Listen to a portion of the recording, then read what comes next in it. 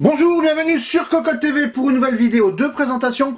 Aujourd'hui, c'est marqué sur la boîte, le Darkrock 4 de chez BeQuiet, un radiateur au format tour 135-140 mm, annoncé, c'est marqué là, à 200 watts de TDP. Alors on va commencer par la douloureuse. Comme le Darkrock Pro 4, le tarif est relativement élevé, nous sommes à 73 € pour un modèle en 135-140 mm, ça reste relativement élevé. Après, il faut relativiser et voir les performances, mais ça, nous n'en parlerons pas, le test est pour très bientôt. Ici, nous avons le 3, là nous avons le 4, nous l'avions sous la main, on s'est dit pourquoi pas le mettre sur la vidéo histoire de faire une petite comparaison. Et ici, nous avons le Silentwings 3 de 135 mm qui tourne à 1400 tours par minute. Et ça, on peut déjà le dire, au niveau des nuisances sonores, il est vraiment très agréable dans un boîtier fermé. Ça ne s'entendra pas en 12 volts.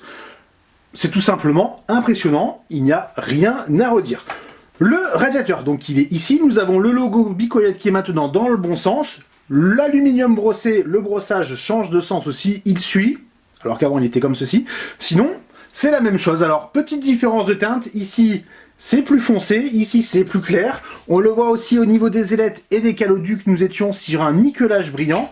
Maintenant, nous sommes sur du noir vraiment brut, puisqu'il y a une peinture céramique qui a été appliquée sur l'ensemble. Sinon, on va prendre les deux produits dans les mains.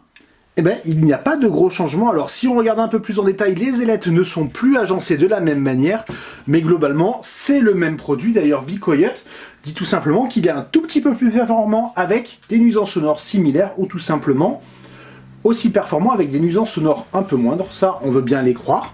On a déjà fait le test, on n'en dit pas plus, et c'est vrai que ça marche quand même pas mal, même si, on le redit, c'est relativement onéreux. La finition, elle est bonne. Ici, nous trouvons... Alors, il est un peu sale, puisqu'on a déjà fait le test, on n'a pas encore très bien nettoyé pour l'instant.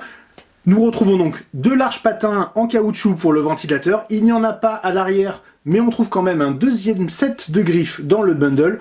On le rappelle, les griffes rentrent directement maintenant dans la rainure sur le côté, ça ne dépasse pas.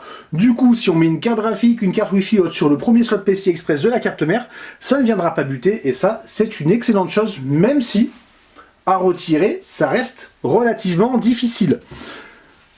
6 caloducs, finition noire, des ailettes bosselées, complètement travaillé sur la forme, une base qui reste toujours en finition, alors on va pas dire miroir parce qu'on ne se voit pas dedans, mais il n'y a aucune marque, c'est relativement, non, c'est même très propre, et toujours, chez BeQuiet, les petits bouchons sur les caloducs.